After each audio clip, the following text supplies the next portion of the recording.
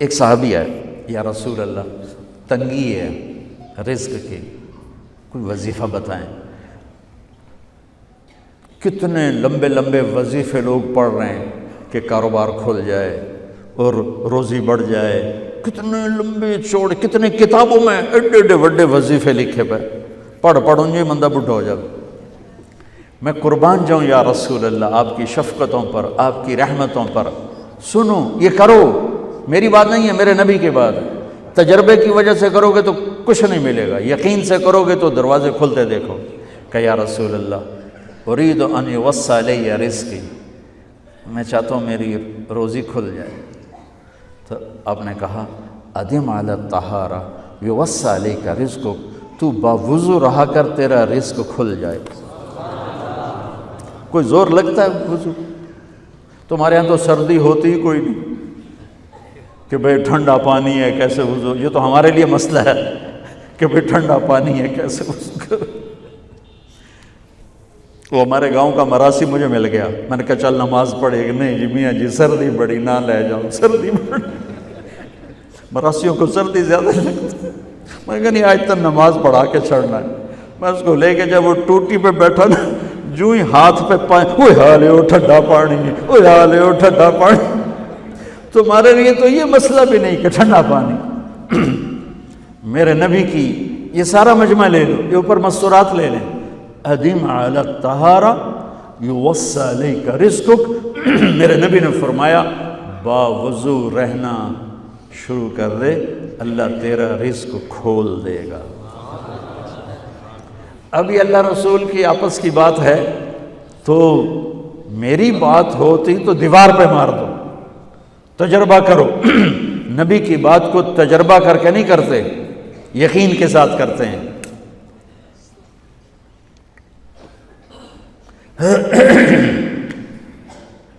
ادم علی الطہارہ یوسع علیک رزقک، باوضو رہا کر۔ اچھا باوضو رہنے کے اور فائدے، اللہ پیار کرتا ہے، شیطان ڈرتا ہے، اور وضو ہوگا تو نماز آپ ہی پڑھی جائے گی، چلو یار وضو ہے 4 فرض ہی پڑھ لو گی۔ ایک دفعہ شیطان آیا ہمارے نبی سے ملنے، تو آپ نے اس سے پوچھا تیرے دشمن کتنے؟ کہنے لگا 15۔ آپ نے فرمایا کون کون ہے؟ کہنے لگا پہلے تو تھوڑا ہی نمبر ہے، پہلا نمبر تو تھوڑے نال میرا لگو ہے۔ پھر کہنے لگا وہ مسلمان جو 24 گھنٹے باوضو رہتا ہے وہ میرا بڑا دشمن ہے۔ جو باوضو رہتا ہے اور باوضو سوتا ہے، ایک فرشتہ اس کے لیے بندگی کا ثواب لکھتا رہتا ہے۔ خیر واپس آتا ہوں، میرے نبی نے فرمایا 4 باتیں لے لو اور دنیا بھی تمہاری آخر، ساری PIA زندہ ہو جائے گی، ساری اکانومی زندہ ہو جائے گی، ساری معیشت زندہ ہو جائے گی۔ 5 بھی نہیں، ایک انگلی بھی آپ نے نیچے کر دی کہ یہ بس اتنی لے لو۔ حفظ و امانت، صدق حدیث، حسن خلیقت، عفت فی طعمت۔ کیا خوبصورت! ساری زندگی کسی کو دھوکہ نہ دینا، دیانت داری۔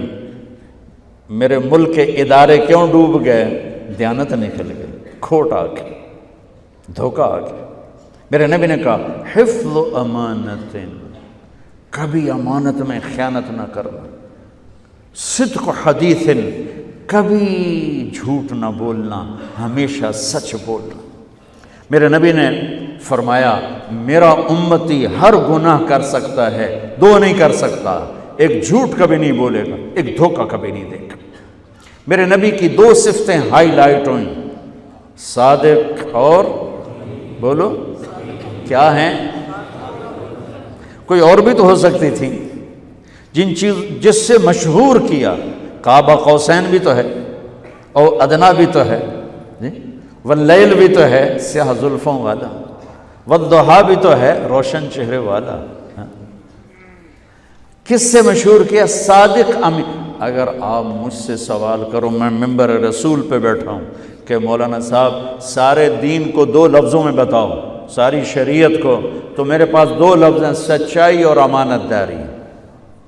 آپ مجھ سے سوال کرو مولانا صاحب ساری دنیا کے کفر کو بتاؤ، تو میرے پاس دو لفظ ہیں، جھوٹ اور دھوکے بازی۔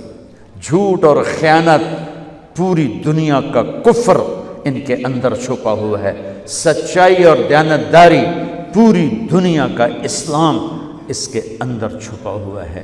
دیانت اور سچائی یہ بیج کی طرح ہے، اور پورا اسلام پھر باغ بن کے پھلتا پھولتا ہے۔ جھوٹ اور دھوکہ یہ بھی بیج کی طرح ہے، پھر اس سے کفر کا جنگل کانٹوں بھرا جنم لیتا ہے۔ میرے معاشرے سے جھوٹ نکل جائے، دھوکہ نکل جائے، یہ پاکستان جنت کا ٹکڑا ہے۔ اور یہ حکومت کے بس کا نہیں ہے کہ وہ سب کو سچ بلوائے، یہ مجھے کرنا ہے، یہ مجھے کرنا ہے، میں نے اور آپ نے اس کو شروع کرنا ہے۔ حضرت جریر بن عبداللہ یہ یمن کے شہزادے تھے، آخری حج پہ مسلمان ہوئے۔ اپنے نوکر سے فرمایا گھوڑا خرید کے لا، میں پیسے یہاں پیمنٹ کروں گا۔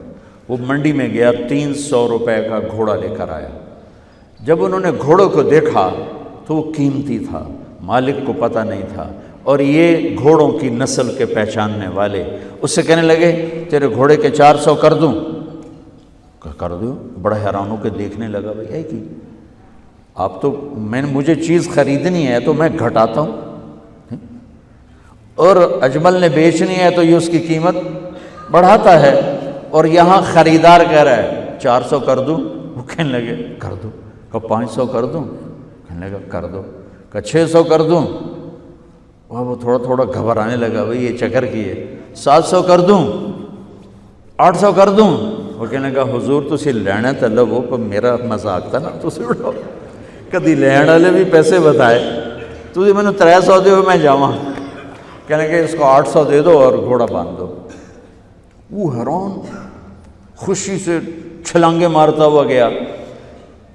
تو جب وہ چلا گیا تو نوکر نے پوچھا میں جب 300 میں سودا کر کے آیا تھا تو 500 کس خوشی میں بڑھائے؟ فرمایا میرے بھائی اس کے گھوڑے کی قیمت 800 تھی، 300 نہیں تھی، اور میں نے نبی کے ہاتھوں میں ہاتھ دے کے یہ وعدہ کیا تھا زندگی بھر کسی کو دھوکہ نہیں دوں گا، سب کی خیر خواہی چاہوں۔ تو بھائیو میرے اداروں میں کس ٹیلنٹ کی کمی نہیں،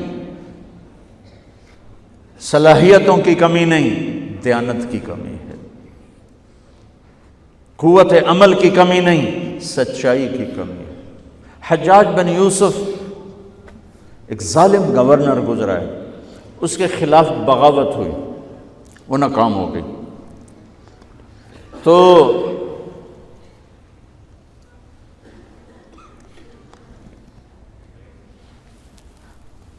کوفہ میں ایک بزرگ رہتے تھے، ان کے بیٹے اس بغاوت میں شریک تھے۔ وہ چھپتے چھپاتے کئی سال کے بعد واپس آ گئے۔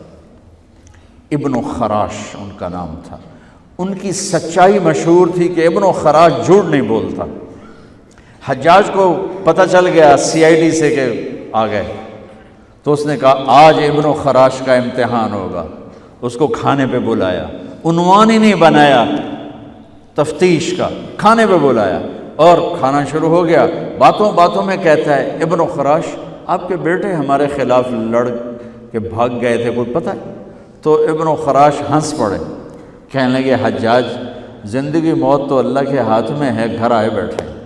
تو اس نے کہا تیری سچائی کو سلام کرتا ہوں، اگر تو جھوٹ بولتا یہیں تیرا سر اتارتا، پھر تیرے بیٹوں کا جاؤ سلام ہے تیری سچائی کو، تیرے بیٹے تجھے مبارک ہوں، مسلمان جھوٹ نہیں بولتا۔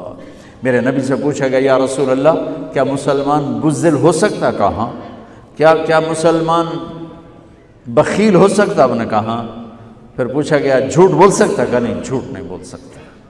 تو دو باتیں حدیث پاک کی، صدق و حدیث، حفظ و امانت، یہ دو باتیں زندہ ہو جائیں تمہارے سارے ادارے زندہ ہو جائیں، ہم نقصان سے نکل کر نفع میں آ جائیں گے، نفع میں آ کر اوروں کو دینے والے بن جائیں گے۔